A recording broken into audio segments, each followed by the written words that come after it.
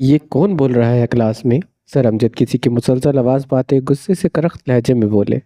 तो पूरी क्लास में एकदम खामोशी छा गई, जबकि कुछ स्टूडेंट्स ने बेख्तियार असफद यार और इसके ग्रुप को देखा। मुझे पता था कि ये सिर्फ एक ही इंसान हो सकता है। खड़े हो जाओ असफद यार और इसके ग्रुप वाले। कुछ स्टूडेंट की नज़रें असफद की जानिब उठती देखकर वो जान गए थे कि ये असफद यार ही हो सकता है, क्योंकि एक वो ही स्टूडेंट था जिसने सारी टीचर्स को तंग करके रखा था। सर मैं कुछ नहीं बोला, असफद मासूम सा मुंह बनाकर बोला। तो सर अमजद ने आईब्रोज काते से देखा जैसे वो इसे जानते ही ना हो, जबकि इसके ग्रुप वालों ने हंसी छुपाने के लिए मुंह नीचे किए थे। अगर आप नहीं बोलते तो क्या आपके भूत बोले हैं? सर अमजद ने इस पर तंज करते कहा। मगर मिजाल है कि असफद यार उर्फ असफी पर इसकी किसी बात का असर हो जाए। सर अब भूतों का मुझे क्या पता? सर अब भूतों का मुझे क्या पता?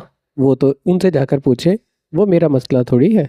असफद कंधे उचकाकर बोला तो पूरी क्लास में दबी दबी हंसी गूंजी, जबकि इसकी बात सुनकर सर अमजद मजीद खोल उठे थे। Get out from my class. Sir बिना कोई बहस किए इसको बोले तो वो थैंक यू बोलकर अपना बैग उठाकर क्लास से निकल गया था। आप लोगों को मैं इनविटेशन दूं क्या? उसके ग्रुप को वहीं खड़े देखकर सर अमजद तंजिया लहजे में बोले तो वो भी जल्दी से बाहर चले गए। ओ माड़ा, हम हमारा बैग क्लास में ही भूल आया है यार। उन सब के कैंटीन में बैठते ही लैला अपने सर पर हाथ मारते जबान दांतों तले दबाते बोली थी। उसके इस मासूम अंदाज पर नैन और हाले हंस दी। अच्छा चलो, चल कर लेकर आते हैं। हाले बोली तो नैन ने भी सर हिलाया। अरे नहीं माड़ा, तुम लोग बैठो, मैं लेकर आती हूँ। लैला बोली तो वो दोनों ठीक है बोली थी। और हाँ माड़ा, नैन का ख्याल रखना, उसको अकेला नहीं छोड़ना। लैला के जाने से पहले एक बार इसको बताना लाजमी समझते हुए वो बोली थी। हाँ हाँ भाई, मैं इसका खास ख्याल रखूंगी। हाले नैन के गाल खींचते बोली तो नैन के गाल शर्म से लाल हुए, जबकि इसको यूं शर्माते देखकर हाले और लैला हंस दिए थे। लैला वहां से निकलकर कॉरिडोर से होती अपनी क्लास में जा रही थी कि इसके फ़ोन पर मैसेज की बीप हुई। उसने चलते चलते फ़ोन ऑन करके देखा तो यू फ़ोन कंपनी की तरफ से था। वो इसी ध्यान में जा रही थी कि एकदम किसी से टकराई और गिरते गिरते बची, जबकि गिर भी जाती अगर सामने वाला इसे ना थामता। असफद यार जो क्लास से निकाले जाने के बाद अपने ग्रुप के साथ कैंटीन जा रहा था, बातें करते करते इसके सामने से बेखबर आते वजूद से टकरा गया और इसके गिरने से बचाने के लिए इसके कलाई थाम गया। मगर जब निगाह इस लड़की पर पड़ी तो एकदम से रुक गई। वो नहीं जानता था वो क्यों इसे देख रहा था, हालांकि इसे कभी लड़कियों में इंटरेस्ट ही नहीं था। वो एक खूबरू नौजवान था, मगर ऐसा भी कुछ नहीं था कि पूरी यूनिवर्सिटी की लड़कियां उस पर मरती नहीं थी। हाँ अलबत्ता सारी उसकी शरारतों से तंग जरूर थी। ऐसा बंदा बचा नहीं था जो असफद यार के वार से बच गया हो। लाला ने जब देखा कि वो गिरी नहीं है तो आंखें खोली, और सामने ही वही लड़का था जिससे उसकी पहले दिन ही मुलाकात हुई थी। इसको खुद की जानिब यकटक देखते लाला को गुस्सा आया था। अगर दिल भर गया हो तो छोड़ दो मुझे, लाला ने इस पर तंज करते कहा। इसकी आवाज़ सुनकर असफद इसे होश में आया। इसकी तन लाला ने इस पर तंज करते कहा। इसकी आवाज़ सुनकर असफद फौरन से होश में आया और हड़बड़ाकर उसको खड़ा करके इसकी कलाई छोड़कर उससे दूर हो गया। उसे समझ नहीं आ रहा था कि वह इतना बेखुद क्यों हो गया था। तुम्हारे पास आंखें नहीं है माड़ा, देख कर चला करो, वो इस पर भड़क कर बोली, जबकि गलती दोनों की बराबर थी। मगर लैला क्यों अपनी गलती मानने लगी? ओ हेलो, तुम्हारे पास भी तो है ना आंखें, तुम देख कर चल लेती ना। आई बड़ी। असफद सारा इल्जाम खुद पर पाकर फौरन से जवाबी कार्रवाई करते बोला था। ओए, तुम्हारा क्या मतलब है? हाँ, मैं तुमसे टकराया मैं तुमसे टकराया है? हाँ, लैला इसका जवाब सुनते फौरन से गुस्सा करते बोली। हाँ तो क्या मैं टकराया हूँ तुमसे जानकर? असफद भी फौरन अपने हक में आते से घूरते बोला था। हाँ तो हो सकती है कि तुम मुझसे टकराई हो जानबूझकर। तुम लड़कों को मैं अच्छे से जानता है, समझ गया ना? लैला अच्छे से मैदान में उतर आई। ओ हेलो मैडम, थोड़ा ना सोच समझ कर बोला करो। शक्ल देखी है तुमने अपनी? मैं क्यों टकराऊंगा तुमसे? आई बड़ी कैतरीना कैफ। असफद भी मुकाबले इसके बात का हर अच्छे से जवाब देता इसे आग लगा रहा था। हाँ तो तुम अपनी शक्ल देखी है? तुम खुद पोलियो का मरीज लगता है। लैला भी उसका मजाक उड़ाते इसे बराबर आग लगा गई थी। और तुम खुद कोई पानी में खड़ी भैंस लगती हो। असफद बोला तो लैला को अपने शानों से असफद बोला तो लैला को अपने कानों से धुआं निकलता महसूस हुआ। असफद यार के सारे ग्रुप वाले मुंह खोले कभी लैला तो कभी असफद को देख रहे थे। किसी को समझ नहीं आ रही थी कि क्या हो रहा है। तुम्हारी इतनी हिम्मत? लैला ने आगे बढ़कर इसके बाल पकड़े तो असफद ने कराह कर अपने बाल इसकी गिरफ्त से निकालने चाहे थे। अरे बाजी छोड़ दे, माफ कर दे इसे। आदिल फ़ौरन से आगे बढ़ा और लैला के हाथों से इसके बाल निकालते बोला। तो लैला ने फ़ौरन से इसके बाल छोड़ दिए। आइंदा सोच समझ कर बोलना। लैला गुस्से से बोलती आगे बढ़ गई। तुम्हें तो मैं देख लूंगा मोटी, असफद ऊंची आवाज़ में बोला, मगर लैला नज़रअंदाज करती अपनी क्लास की जानिब अपना बैग लेने चली गई। जबकि असफद यार का अपने ग्रुप में सही मजाक बन रहा था।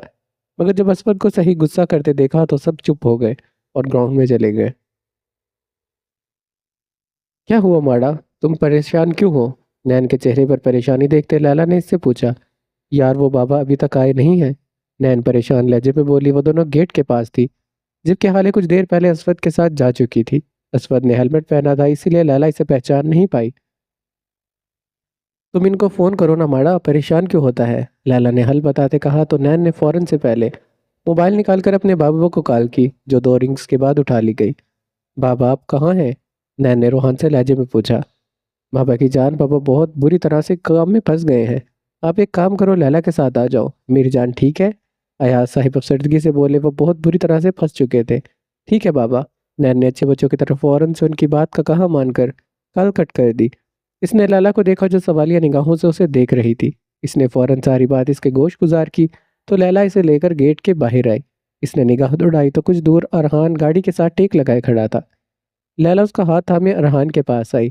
अरहान ने जब लैला के साथ नैन को देखा तो उसकी आंखें चमक गई, जबकि इसको देखकर नैन भी इसे पहचान गई थी कि ये जुहान नहीं बल्कि अरहान है। इसे वहां से इसे वहां जाने से डर लग रहा था। उसने लैला के हाथ पर गिरफ्त मजबूत की तो लैला ने आंखों से इसे तसल्ली दी। हाँ लैला, आज तुम? लैला ने पूछा तो वो मुस्कुरा दिया। उसके मुस्कुराते ही इसके डिम्पल्स ने अपनी झलक दिखलाई। इसकी मुस्कुराहट बहुत खूबसूरत थी। नैन ने चोर निगाहों से उसको मुस्कुराते देखा, फिर फौरन से घबराकर निगाहें झुका दी। क्यों, मैं नहीं आ सकता क्या? अरहान बोला तो लैला ने हाँ में सर हिलाया। फिर नैन के साथ गाड़ी में पीछे बैठ गई। सारे रास्ते लैला और अरहान बातें करते आए, जबकि नैन खामोशी से उन्हें सुन रही थी। कुछ कुछ देर के बाद अरहान बैक मिरर से इस पर निगाह डालता रहता था, जो अपनी उंगलियों से खेल रही थी। आज हफ्ता था और सबकी यूनिवर्सिटी की छुट्टी थी। असफद यार और हाले नाश्ता करने के बाद आराम से बैठे मोबाइल यूज़ कर रहे थे। दोनों इस वक्त हाले के कमरे में ही मौजूद थे। भाई आज तो बैठकर ये पूरा नावल ख़त्म करूंगी आराम से। हाय। असफद फ़ोन पर गेम असफद यार फ़ोन पर मीम्स देखकर हंस रहा था कि इसके कानों में हाले की आवाज़ सुनाई दी। उसने सर उठाकर उसे देखा, जबकि इसके बाद इसने मुंह बनाकर इसे हमेशा से ये काम फजूल लगता था। कभी इनका नॉवेल्स के कभी इन नॉवेल्स की दुनिया से निकलकर हकीकी दुनिया में आओ मोहतरमा। असफद ने फ़ोन पर नज़र जमाए कहा, गोया इसे मशवरा दिया हो। भाई हकीकी दुनिया मैंने बचपन से ही देख रखी है, तुम जैसी फजूल की शक्लें हैं बस। आले ने इसको देखकर कहा तो असफर यार को आग लग गई। हाँ भाई, नॉवेल्स में लड़कियां भी कितनी अच्छी और स्वीट और हसीन होती हैं। तुम्हारी तरह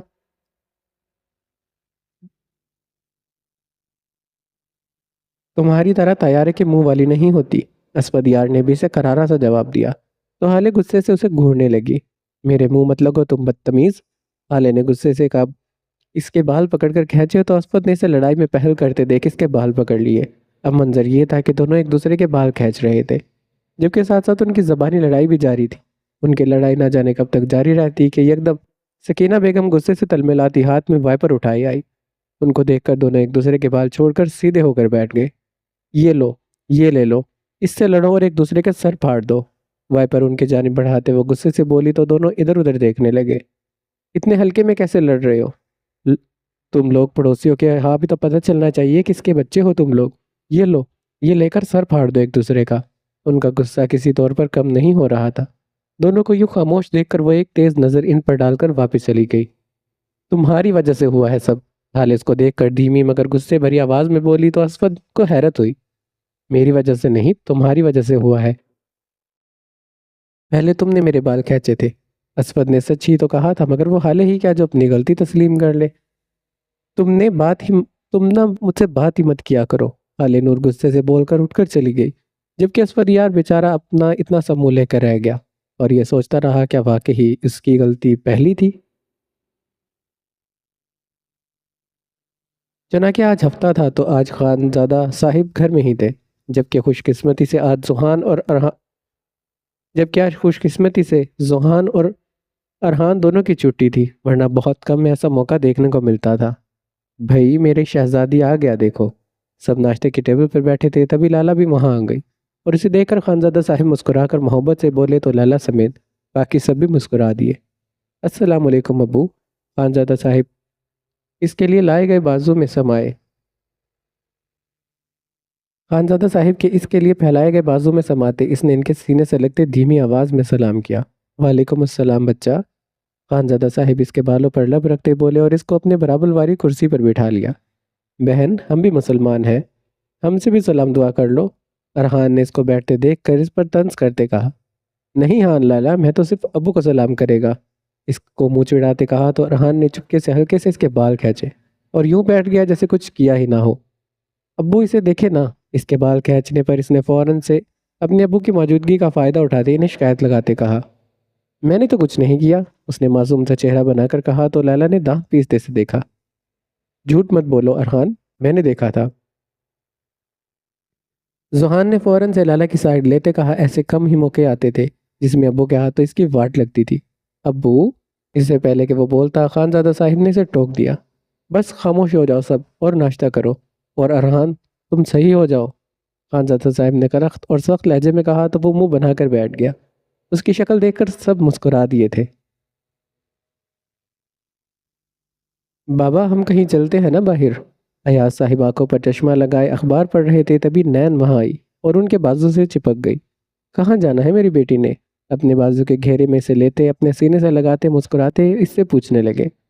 कहीं भी चलते हैं ना, और वैसे भी मैंने ना कुछ कपड़े लेने हैं और कुछ चूड़ियाँ भी। फौरन से उनकी बात का जवाब देते वो बोली। अच्छा चलो ठीक है, जाओ मेरा बच्चा, शाल लेकर आओ, फिर मैं बाहर आपका इंतज़ार करता हूँ। उसका माथा चूमते वो उठकर बोले तो वो फौरन खुशी से अंदर भाग गई और शॉल लेकर वापस आई। यूं ही पूरा दिन इन्होंने बाहर गुजारा, फिर डिनर भी दोनों ने बाहर ही किया। अपने बाबा के संग वो एक खूबसूरत सा दिन गुजार कर वापस आ गए। अस्सलाम वालेकुम अंकल। हयात साहिब आज इतवार की छुट्टी होने की वजह से घर पर थे और इस वक्त लॉन्च में हमेशा की तरह अपना पसंदीदा मशगला अखबार पढ़ने में मसरूफ थे कि एकदम से लैला की आवाज़ पर चौंक कर सीधे हुए। अरे वालेकुम अस्सलाम लैला बेटा। भाई, आज तो मेरा दूसरा बच्चा आया है, आओ बैठो। लैला को देखते वो मुस्कुराते मोहब्बत से बोले तो लैला भी इनकी बातों पर मुस्कुराती उनके बराबर वाले सोफे पर बैठ गई। और बताओ बेटा, खाओगी कुछ लेकर आऊं मैं? अयाज साहिब इसके बैठते अयाज साहिब इसके बैठते ही इससे बोले थे। अरे माड़ा नहीं अंकल, बस आज मैं नैन को लेने आया है। इसको बोलो कि वो मेरे साथ चले। लैला सीधे मुद्दे की बात पर आते बोली। बेटा, अब आप तो जानती है कि मैं कौन से इसे रोकता हूँ इसे आपके घर आने से, मगर पता नहीं वो क्यों नहीं आती। अयाज साहिब ने बेबसी से कहा। अपनी बेटी के हर वक्त डरते रहने से वो बहुत परेशान रहते थे। अरे अंकल माड़ा, आप इजाज़त तो दो, बाकी हम मनाए खुद लेगा इसे। लैला शायद आज पक्का इंतज़ाम करके आई थी उसे साथ लेकर जाने का। ठीक है बेटा, आप मना सकते हो तो मना लो। अयाज साहब कंधे झुकाकर बोले तो लैला नैन के कमरे की जानिब बढ़ गई, जबकि इसके जाने के बाद अयाज साहब दोबारा से अखबार पढ़ने में मसरूफ हो गए थे। नैन बेड पर बैठी फ़ोन इस्तेमाल कर रही थी कि तभी इसके कमरे का दरवाज़ा नॉक हुआ। इसे लगा इसके बाबा ने बजाया है। आ जाए बाबा। नैन मुस्कुराकर फ़ोन साइड पर रखते सीधे होते बोली। ओए बाबा का बच्चा, मैं हूँ माड़ा। नैन कमर पर हाथ टिकाए बोली तो नैन है लैला कमर पर हाथ टिकाए बोली तो नैन हैरान हुई कि आज यूं अचानक बगैर बताए, मगर फिर इसके अंदाज पर हंस दी। अरे आज इधर किधर? नैन मुस्कुराकर इसके करीब आई और फिर इसे गले लगा लिया। लैला भी फौरन से मुस्कुरा दी। आज हम तुमको लेने आया है, मोरे भी पूछ रहा था तुम्हारा, अब चलो जल्दी करो। लैला जल्दी जल्दी में बोली तो नैन घबरा गई। आंखों के पर्दे पर एकदम से वो हरी शैतानी चमक वाली आंखें उभरी थी। न न नहीं लैला लैला, मैं नहीं जा रही। नैना फौरन से दूर होते घबराते लहजे में बोली तो लैला ने इसे घूरा। चलना तो तुम्हें पड़ेगा वरना मैं तुमसे नाराज हो जाऊंगी, लैला ने फौरन से कहा तो नैन मजीद घबरा गई। नैन हमेशा ही अरहान की नज़रों से बचना चाहती थी, मगर यहाँ तो लैला जिद पर आ गई थी। अब नैन को आगे कुआं पीछे खाई वाला मुहावरा खुद पर फिट होता महसूस हो रहा था, क्योंकि अगर वो नहीं जाती तो लैला ने नाराज हो जाना था, और अगर लैला के साथ जाती तो अगर गलती से भी इसका सामना अरहान से हो जाता तो ये तो तय था कि बगैर तंग किए वो इसे जाने नहीं देता। नहीं नहीं नहीं, मेरा मतलब है कि आज मेरा बहुत ही ज़रूरी काम है, इसलिए मैं आज नहीं आ सकती, फिर कभी आऊँगी। अभी तुम आओ बैठो ना। नैन ने बहाना बनाया और इसके साथ इसे बैठने का कहते बात बदलना चाही। तो क्या तुम्हारा काम तुम्हारे लिए हमसे ज़्यादा ज़रूरी है? लैला जानती थी कि वो इस तरह के बहाने बनाएगी, तभी इसको इमोशनल ब्लैकमेल करते बोली। नहीं लैला, ऐसी बात नहीं है। नैन ने फौरन से इसकी बात पर घबराते अपनी सफाई दी। तुम हमारे साथ जाएगा या मैं घर जाऊं? लैला ने आखिरी हर आजमाते कहा। नैन को अब अपनी बेबसी पर जी भरकर रोना आया। उसे समझ नहीं आ रही थी कि क्या करे वो। अच्छा ठीक है, मैं तैयार हुआ हूँ। आखिरकार उसकी जिद के आगे हार मानते उसने कहा तो लैला खुशी से उछल पड़ी। उसकी खुशी देखकर नैन भी मुस्कुरा दी थी और अलमारी से अपने लिए कपड़े निकालने के बाद बाथरूम में चली गई। इसके जाते ही लैला भाग कर अयाज साहिब को ये खबर सुनाने गई। अस्सलाम वालेकुम मामा। असफद उठकर नीचे आता बोला। वालेकुम अस्सलाम बेटा, बैठो, मैं तुम्हारे लिए नाश्ता लगाती हूँ। सकीना बेगम इसका माथा चूम कर बोली। मामा हाले कहाँ है, अभी तक नीचे क्यों नहीं आई वो? हाले की गैर मौजूदगी महसूस करता वो बोला था। हाँ बेटा, मैं बताना भूल गई, उसे बुखार है। सुबह मैं जब गई थी उसे उठाने तो बुखार था, दवाइयाँ दे दी हैं मैंने। हाले का सुनते सकीना बेगम को इसकी तबीयत खराबी का याद आया तो वह फौरन से उदास होते बोली। क्या मम्मा, इसे बुखार है और आपने मुझे बताया भी नहीं? आप मुझे उठा देती ना। उसकी तबीयत खराबी का सुनते ही वो तड़प उठा था। अपनी इकलौती बहन इसे जान से भी ज्यादा अजीज थी। तो फौरन उठा भाग कर हाले के कमरे में गया, जहां वह खुद को कंबल में अच्छी तरह कवर किए लेटी थी। हाले मेरी जान, क्या हुआ है? असवद बेड पर इसके करीब बैठते फिक्रमंदी से कंबल इसके चेहरे से हटाता बोला। इसके चेहरा पूरा लाल हो चुका था। अपने पास से असवद की आवाज़ सुनते इसने मुंदी मुंदी आंखें खोली। मैं ठीक हूँ असफी। इसके चेहरे पर परेशानी देखते वो मुश्किल मुस्कुराई थी। खाक ठीक हो? बोला तुम तो जा नहीं रहा और कह रही हो कि ठीक हूँ। चलो उठो, अस्पताल लेकर चलता हूँ मैं तुम्हें। असवद इसे झड़कते बोला। नहीं असफी, मैं अस्पताल नहीं जाऊंगी। वहाँ डॉक्टर इंजेक्शन लगाएगा, मुझे नहीं लगवाना। हाले रूहान से लहजे में बोली थी। कौन बता सकता था कि ये वही हाले है जो किसी से नहीं डरती थी, मगर इंजेक्शन के नाम से आंखों में आंसू आ गए। कोई बहाना नहीं, चलो उठो। वो जानता था वो नरमी से नहीं मानेगी, तभी लहजे में थोड़ी सख्ती लाए बोला। तुम बोलना डॉक्टर को कि वो मुझे इंजेक्शन नहीं लगाए, फिर मैं चलूंगी। हाले ने इसको पहले अपनी शर्ट बताई। हाँ ठीक है, मैं बोल दूंगा, तुम चलो। वो बोला और साथ ही इसको सहारा दिया, बिस्तर से उठाया और अपने संग लिए नीचे आ गया। हाय ईशा, कैसी हो? दानिया ने ईशा को फ़ोन करके कहा, जो इस वक्त अपने हाथ में ड्रेस लिए खड़ी थी। कि दानिया के कॉल आने पर ड्रेस साइड पर रखते कॉल उठाई। ठीक हूँ, तुम बताओ। अपने बालों को साइड पर करते वो बोली। मैं भी ठीक हूँ। अच्छा, कहीं बाहर चलें? दानिया ने इसे कहा। नहीं यार, तुम्हें तो पता है इतने दिन बिजी होने की वजह से मैं डॉक्टर का दीदार नहीं कर पाई। तो आज जा रही हो? ईशा हंसते बोली थी, जबकि दानिया इसकी बात पर मुस्कुरा भी नहीं सकी। क्योंकि वो जानती थी कि वो एक ऐसे क्योंकि वो जानती थी कि वो एक ऐसे शख्स के पीछे भाग रही है जो इसके साय से दूर भागता है। चलो ठीक है, फिर कल मिलते हैं, दानिया ने कहा। ओके डन, ईशा ने कहकर कॉल कट कर दी और फिर वही ड्रेस उठाकर बाथरूम में बंद हो गई। यहाँ किसी को भी हस्बे आरज़ू ना मिला, किसी को हम ना मिले, किसी को तू ना मिला। चलो अंदर माड़ा। नैन को दरवाजे पर कदम रखते देखकर वो इसका बाजू पकड़ कर बोली। नैन दिल ही दिल में दुआएं किए जा रही थी कि इसका सामना अरहान से ना हो। अब उसकी दुआ ये कबूल होनी थी कि नहीं, ये तो वक्त ही बताने वाला था। मोरे देखो मैं किससे लाया है। अंदर आकर वो ऊंची आवाज में बोली तो रजिया बेगम जो किचन में थी इसकी बात सुनकर बाहर आई और नैन को लैला के साथ देखकर इन्हें खुशगवार हैरत हुई। अरे मेरी बेटी आया है, इधर आओ। नैन को देखकर वो मुस्कुरा कर बोली तो इसे अपने पास बुलाया।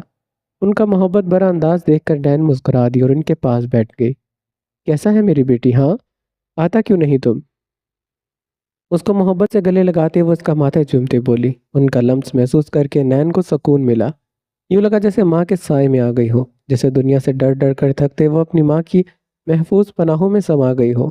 माँ की ममता को तरसता इंसान जरा सी मोहब्बत पर पिघल जाता है। जबकि यहाँ तो रजिया बेगम इससे यूं पेश आती थी जैसे हमेशा से वो इसकी सगी औलाद हो। सिर्फ 2 बार ही वो इनके घर आई थी, मगर उनसे मगर इन 2 बार में ही वो रजिया बेगम को इस कदर भा गई थी कि बस। मैं ठीक हूँ आंटी, आप कैसी हैं? उनका दूसरा सवाल इसने नज़रअंदाज किया था। अब वो इन्हें क्या कहती कि वो इनके घर क्यों नहीं आती? वो तो अरहान के डर की वजह से नहीं आती थी, क्योंकि इन 2 बार में वो इसे इतना तंग कर चुका था। अब वो इसे कोई मौका देना नहीं चाहती थी। मैं भी ठीक हूँ मेरा बच्चा, आओ बैठो, मैं तुम्हारे लिए कुछ लाता है। उसको मुस्कुराता देखकर खुद से अलग करते हुए वो बोली। मोरे, इसे मैं अपने कमरे में ले जा रहा है, तुम इधर ही ले आना। नैन का हाथ थामते वो बोली तो रजिया बेगम सर हिला गई और फिर लैला इसे लेकर ऊपर अपने कमरे की जानिब बढ़ गई।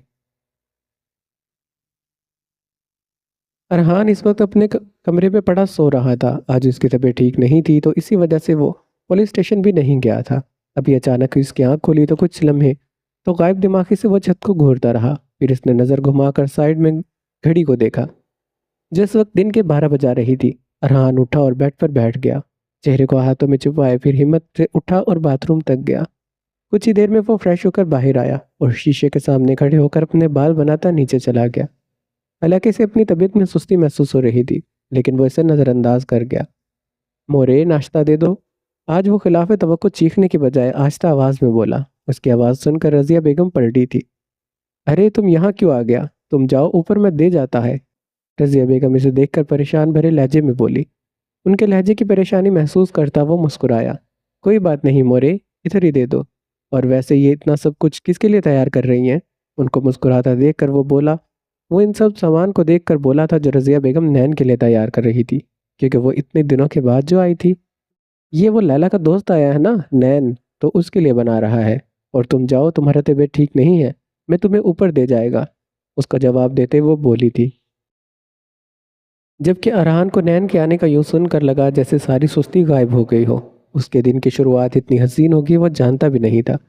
एकदम चेहरे पर हसीन से मुस्कुराहट आई। वो मुस्कुराकर अपने कमरे में चला गया और ये सोचने लगा कि नैन से बात कैसे करे, क्योंकि हर वक्त तो इसके बॉडीगार्ड लैला इसके साथ मौजूद होती थी।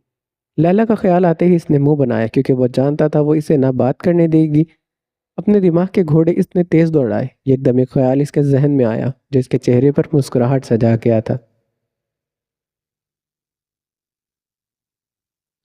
बाजू आगे करें मैम, नर्स इसको बोली तो इसने सहमते हुए उसे देखा। देखे, मुझे कोई इंजेक्शन नहीं लगाना, मैं बता रही हूँ। सिंपल दवाइयाँ दे दें। हाले को लगा वो इसे इंजेक्शन लगाने वाली है, तभी वो इसको बोली। हाले का इंजेक्शन से डर देखकर इस नर्स ने मुस्कुराहट दबाई। मैम, मैं आपका बीपी चेक करने मैं आपका बीपी चेक करने वाली हूँ। इंजेक्शन वगैरह तो अभी डॉक्टर आकर लगाएंगे। नर्स उसे समझाती बोली थी, मगर हाले ने फिर से अपना बाजू आगे नहीं किया। हाले, बाजू आगे करो। असफद ने इसका बाजू ज़बरदस्ती आगे किया तो नर्स ने इसका बीपी चेक किया। इसके कुछ ही देर के बाद डॉक्टर जोहान रूम में आया। जी, क्या नाम है पेशेंट का? जोहान नर्स के पास आता बोला और एक नज़र इसका जोहान नर्स के पास आता बोला और एक नज़र इस काले हिजाब में चमकते चेहरे पर पड़ी, जो कि इस वक्त बुखार की वजह से लाल हो गया था। ना जाने क्यों इसकी नज़र इसके नखूश में उलझ कर रह गई। इसने फौरन इसके चेहरे से नज़र हटाई और सर झटक कर नर्स की जानिब मुतवज्जा हुआ। हाले नूर नेम है इनका। नर्स ने नेम बताकर सारी रिपोर्ट इसको पकड़ाई, जो इसने थाम ली, जबकि दिल ने एक बार फिर से इसका नाम धीरे से पुकारा। हाले कभी असवद तो कभी जुहान को देखती, जबकि असवद यार इस वक्त संजीदगी से डॉक्टर जुहान को देख रहा था। Excuse me. कमरे में खामोश को देखकर एक नर्स कमरे में खामोशी को एक मेल नर्स ने आकर तोड़ा, जिसने आकर असवद को पुकारा जो इसकी जानिब मुतवज्जा था। आप ज़रा दो आप ज़रा दोबारा बाहर आकर फॉर्म भर दे प्लीज़, इस आदमी ने कहा तो असवद यार सर हिलाकर उसके साथ चल दिया। आप एक इंजेक्शन तैयार करें जिसमें इनका बुखार कुछ कम हो जाए। उसने नर्स को कहा तो नर्स सर हिलाकर इंजेक्शन तैयार करने लगी, जबकि हाले की आंखें इंजेक्शन के नाम पर फटने के करीब हो गई थी। न नहीं, मैंने इंजेक्शन नहीं लगवाना, मैं बता रही हूँ। हाले ने आंखें हाले ने आंखों से बोला तो जोहान ने इसे देखा, जबकि इसकी नम आंखें इसे डूबता महसूस किया था। देखिए मिस, कुछ भी नहीं है, बस एक छोटी सी सुई चुभेगी, ज़्यादा दर्द नहीं होगा। जोहान इसको नरमी से तसल्ली देने लगा। नर्स की दी हुई इंजेक्शन थाम ली। इसको इंजेक्शन थमाने के बाद नर्स कुछ लेने के लिए रूम से बाहर चली गई। अब पूरे कमरे में सिर्फ जोहान और हाले मौजूद थे। बाजू आगे करें, जोहान बोला तो हाले ने डरते डरते बाजू आगे किया तो जोहान ने इंजेक्शन की सिरिंज इसके बाजू पर रखी। अभी इसने लगाई भी नहीं थी कि हाले ने डरते डरते इसका बाजू थामा। हाले तो इस वक्त अपने होश में नहीं थी। इंजेक्शन का डर इस पर इस कदर सवार था कि जान ही नहीं पाई कि वो इस वक्त क्या हरकत कर गई। जबकि जोहान की धड़कनें शोर मचाने लगी। वो समझ ही नहीं पाया कि इसके साथ ऐसा क्यों हो रहा है। इसने जैसे ही इंजेक्शन इसके बाजू में लगाया, हाले ने इसके बाजू इसने जैसे ही इंजेक्शन इसके बाजू में लगाया, हाले ने इसके हाथ को दांतों में काट लिया। जोहान ने दर्द बर्दाश्त करते लब भींचे। इसने मुश्किल से जानकर इसने मुश्किल से जाकर इस इंजेक्शन लगाया तो हाले ने इसका हाथ अपने दांतों से आज़ाद किया। इसके हाथ पर हाले के दांतों के निशान बन गए। इसके हाथ आज़ाद करते ही जोहान ने सुख के सांस खारिज की। आपने ये अच्छा नहीं किया डॉक्टर, अल्लाह पूछेगा आपको। अल्लाह करे सही कोई मोटी सी बीवी मिले आपको जो दिन में तारे दिखाए आपको, वो रोते हुए बोली तो जुहान की आंखें हैरत से पड़ गई। इसे समझ नहीं आया इसने ऐसा क्या किया जो वो इसे यूं बददुआएं दे रही थी। उसने इसे ठीक करने के लिए इंजेक्शन लगाया था। इससे पहले कि वो कुछ बोलते असवद यार और नर्स एक साथ कमरे में दाखिल हुई। खाले को सू सू करते देखकर वो समझ गया कि इसे इंजेक्शन लग चुका है। उसने सुकून भरा सांस खारिज किया और डॉक्टर की जानिब बढ़ा, जबकि इसे देखकर खाले शरबार निगाहों से सिर्फ घूर रही थी। उसका बस नहीं चल रहा था वो इसे नज़रों में ही कत्ल कर दे। मैं ये कुछ दवाइयाँ लिख कर दे रहा हूँ, आपने ये इसे 3 दफ़ा खिलानी है सुबह शाम। डॉक्टर जोहान ने पेपर पर मेडिसिन लिख कर उसे दी, जो असवद ने थाम ली। ओके थैंक यू डॉक्टर, चलो हाले। वो सुहान का शुक्रिया अदा करते हाले के पास आया और अपना हाथ इसकी जानिब बढ़ाया, जिसे हाले ने गुस्से में थामा।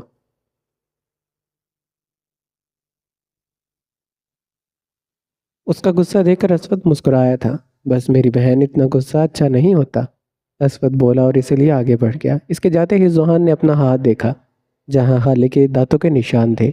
उसने अपनी उंगलियों के पूर से इस निशान को छुआ और वो लम्हा याद करके मुस्कुरा दिया। और आज पहली बार नैन, लैला और इसकी अम्मी के अलावा कोई लड़की इसके मुस्कुराने की वजह बनी थी, और क्यों बनी थी ये वो खुद नहीं जानता था। रूम के दरवाजे से ये सारा माजरा देखते ईशा गुस्से से पागल हुए जा रही थी। वो सारा मामला देख चुकी थी। उस जुहान का इसे इतनी नरमी से डील करने से आग लगा गया था। इसे हाले के वजूद से नफरत महसूस हुई। उसका दिल किया इसके हसीन चेहरे पर तेजाब डाल दे। और आखिर में इसने जब जुहान को इसके दिए हुए निशान की वजह से मुस्कुराते देखा, इसका बस नहीं चला वो कुछ कर गुजरेगी। अपने पास से गुजरते हाले को इसने नफरत भरी नजरों से इसकी पुश्त को देखा। लैला और नैनी इस वक्त कमरे में बैठी बातें कर रही थी, साथ साथ रजिया बेगम की दी गई चीज़ों को भी खा रही थी। अभी वो कुछ कहती कि एकदम से दरवाजे पर दस्तक हुई। लैला, मोरे बुला रही हैं तुम्हें। वो जो तुम्हें मैंने एक जैकेट दी थी ना, जो तुमने स्टोर रूम में रखी थी, वो निकाल दो ज़रा। लैला को देखता वो एक पल के लिए नैन को देखने लगा, जो उसकी मौजूदगी में नीचे देखती अपनी धड़कनें मामूल पर लाने की कोशिश कर रही थी। अच्छा ठीक है नैन, तुम बैठो, मैं आता है। अरहान कबूल कर वो नैन को देखकर बोलकर चली गई। और पीछे नैन ने इसे आवाज़ देनी चाहिए मगर नहीं दे पाई। अरहान को इसे देखकर अरहान किसको देखकर आंखें मुस्कुराई थी। कैसी हो? अरहान इसकी जानिब बढ़ा था और मुस्कुरा कर बोला। तो इसे अपनी जानिब कदम लेते देखकर वो पीछे की जानिब कदम लेने लगी। मम्मा मैं ठीक हूँ। पीछे की जानिब कदम लेते वो घबरा कर बोली। आंखों में डर वाज़े हुआ था। मुझसे नहीं पूछोगी? उसके करीब खड़े होकर वो खुमार भरे लहजे में बोला। आप कैसे हैं? उसकी बात सुनकर वो नज़रें झुकाकर बोली। उसकी इस अदा को देखते वो गहरा मुस्कुराया तो इसके गाल में डिंपल उभरा। पहले तो बिल्कुल ठीक नहीं था, मगर अब लग रहा है कि बिल्कुल ठीक हूँ।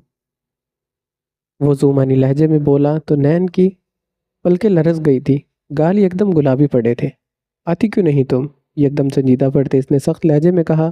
नैन ने इसका लहजा भांपते फौरन से इसे निगाहें उठाकर देखा, तो इसके संजीदा चेहरे को देखकर दिल पसीज गया। निचला होंठ वो बाहर निकाले आंखों में नमी लिए रोने को तैयार थी। उसको रोने की तैयारी पकड़ते देख वो घबरा गया।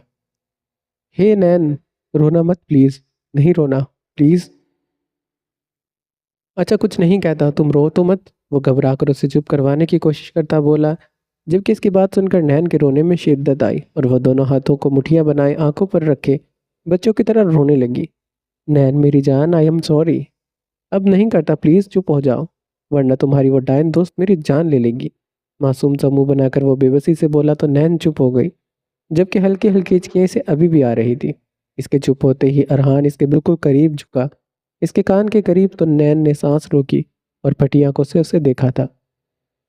चलो ऐसा करते हैं, तुम मोम बन जाओ, मैं धागा बन जाऊं। तुम मुझ में पिघल जाओ, मैं तुझ में जल जाऊं। उसके कान में सरगोशी करता वो फूंक मारकर चला गया, जबकि नैन अभी भी इसके अल्फाज के शहर में गिरफ्तार थी। दिल की धड़कनें शोर मचाने लगी, तो इसने घबरा कर अपना हाथ अपने दिल पर रखा और बाहर से लैला की आवाज़ सुनते वो फौरन से अपनी हाल ठीक करने लगी। अब कैसी तबीयत है हाले की? कबीर साहब ने खाने की मेज़ पर बैठे फिक्रमंदी से पूछा। उसके अस्पताल आने के बाद वो उससे मिले थे। उसके बुखार की खबर सुने वो बहुत परेशान हुए थे। एक यही तो लाडली थी उनके घर की बुलबुल, इसी से तो घर में रौनक थी। अब बेहतर है वो। मैं अभी खाना देकर आई हूँ उसे, सकीना बेगम ने असफद और कबीर साहब को कहा, जो हाले की तबीयत के बारे में बेचैन थे। उनकी बात सुनकर दोनों मुतमईन होते सर हिलाकर खाने की जानिब मुतवज्जे हुए। तुम्हारी पढ़ाई कैसी जा रही है बरखुरदार? मुंह में वाला डालते वो असफद से पूछने लगे।